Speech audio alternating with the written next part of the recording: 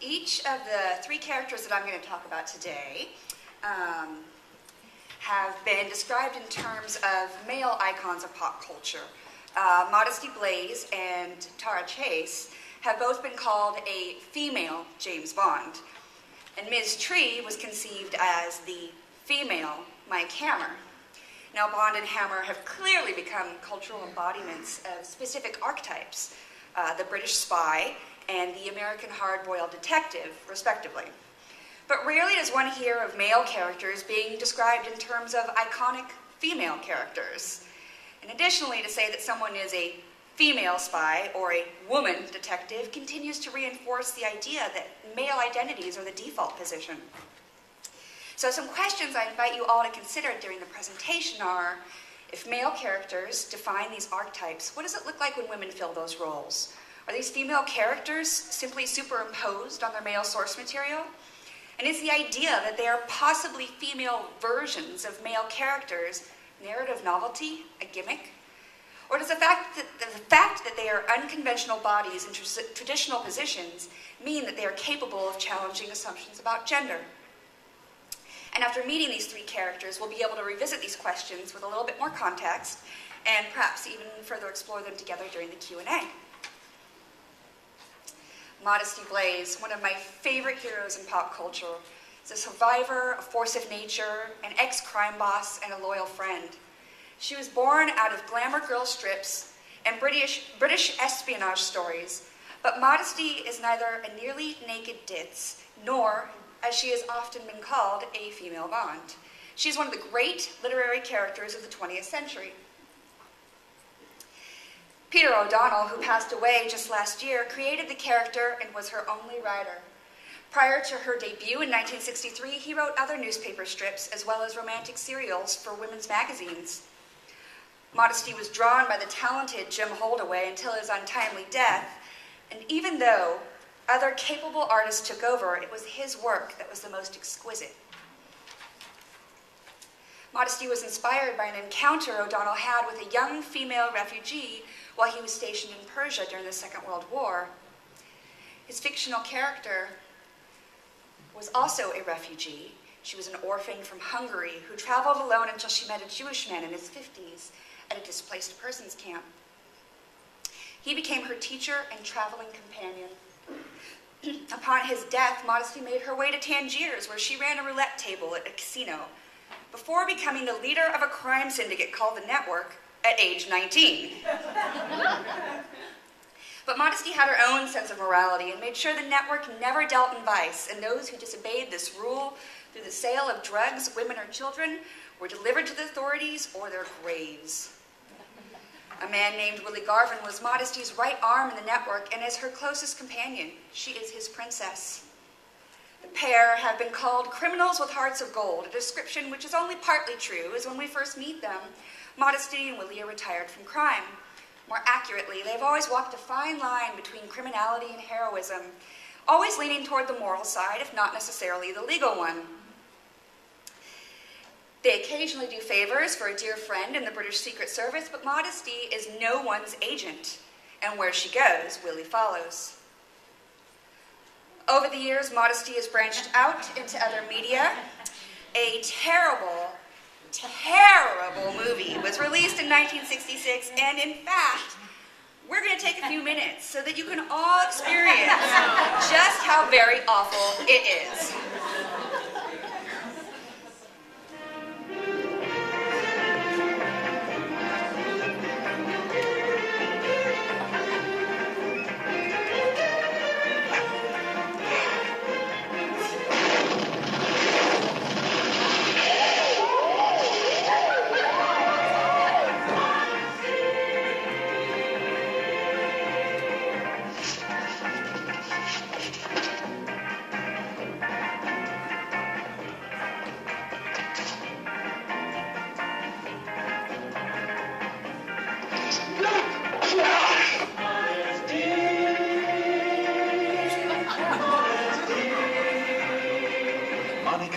Plays Modesty, the heroine. Terence Stamp plays the hero. And Dirk Bogarde. I'm the villain of the piece. And I have to condemn you to death.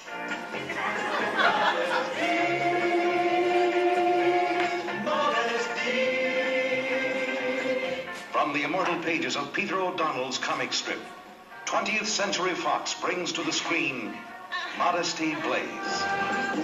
Modesty Blaze, the female answer to Julius Caesar, Genghis Khan, and those others who burn cities to save civilization. What do you want me to do? 50,000 pounds in diamonds. Millions, mister. Millions, millions. If I help you, you will trust me completely.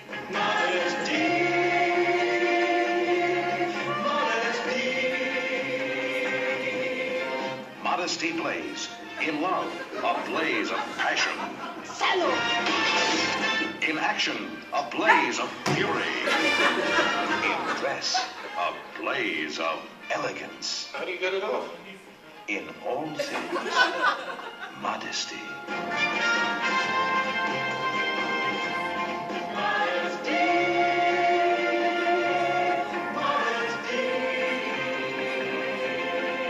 Modesty, a queen of adventure.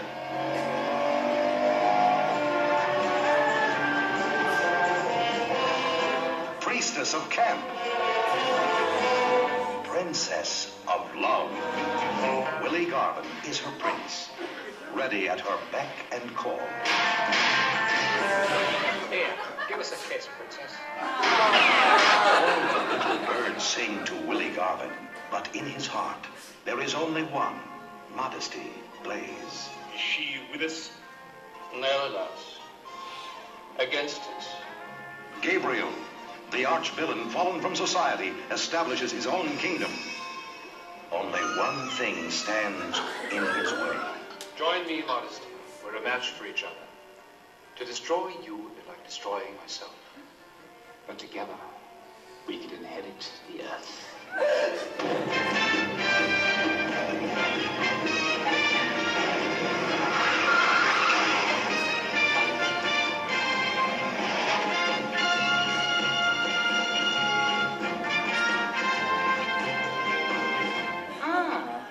Scorpio.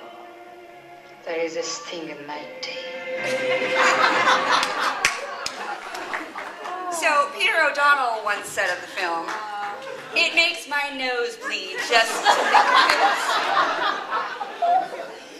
O'Donnell was able to turn his original screenplay for the movie into the first of a series of 11 novels, as well as 2 collections of short stories detailing Modesty and Willie's exploits and adventures, including their eventual demise.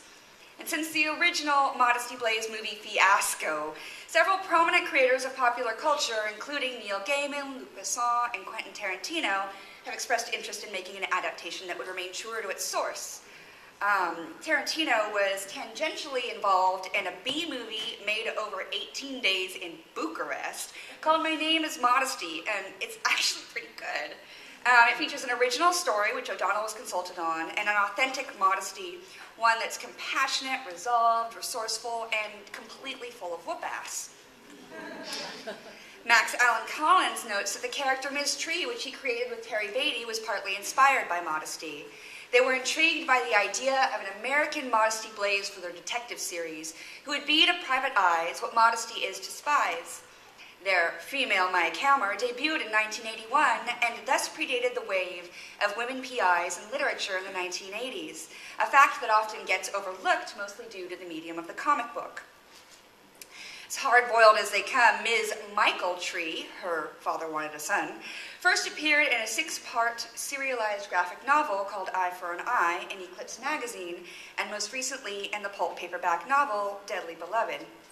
True dame of modern noir, the tough-talking Ms. Tree was conceived out of Collins and Beatty's shared love of EC Comics, Dick Tracy, Dragnet, and the lone wolf heroes, or tough guys, of Hammett and Chandler, and especially Mickey Spillane's Mike Hammer.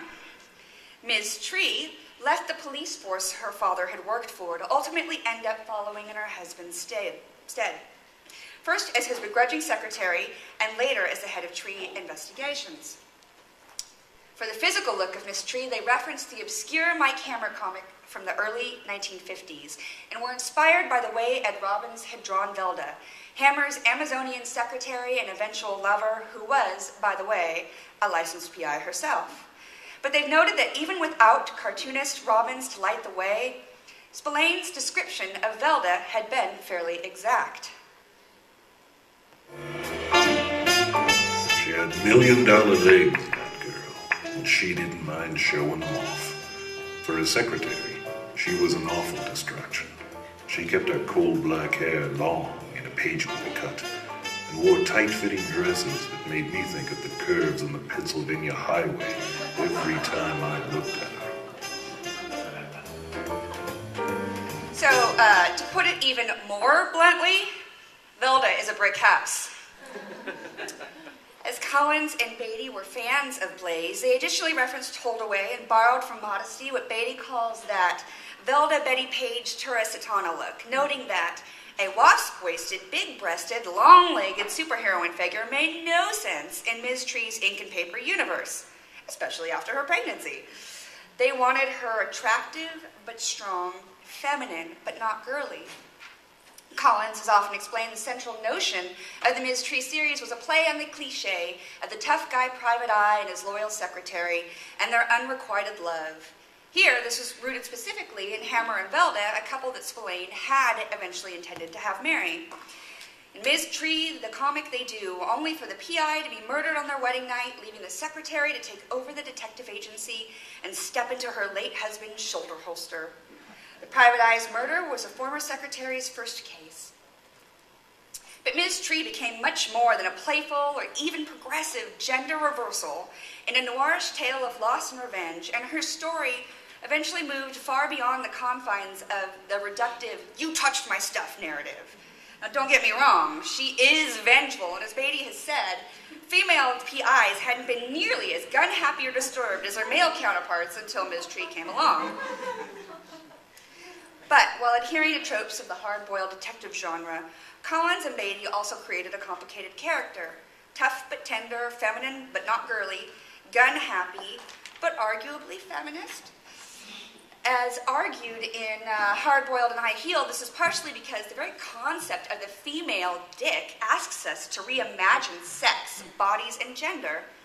But also because while dealing with the stereotypes of pulpy crime comics, Collins and Beatty wanted to build some flesh and blood onto them, so that, for example, Ms. Tree herself was a distinctive tough detective, not just another refried Philip Marlowe. For 15 consecutive years and through various publishers, Ms. Tree was the heroine of the longest-running detective comic book of all time. She lived, loved, and lost as hard-boiled protagonists do, but she was also afforded a complexity denied many female characters in comic books. Her first case as a PI may have been to track down her husband's killer, but Ms. Tree was never reduced to a widow, or for that matter, to a cop's daughter. She was also independent, a killer, a sister, a stepmother, and a dangerous enemy. She was the respected leader of her own successful business, and later, this is one of my favorite images ever, a mother who hunted down baddies while 8 months pregnant, and, this is even better, was lovingly and beautifully depicted breastfeeding her newborn, a rarity in comics for sure. As per her creator's intention, she's not a superhero and doesn't know martial arts, but she is smart, resolved, lethal, and a badass babe. She has a gun and she knows how to use it.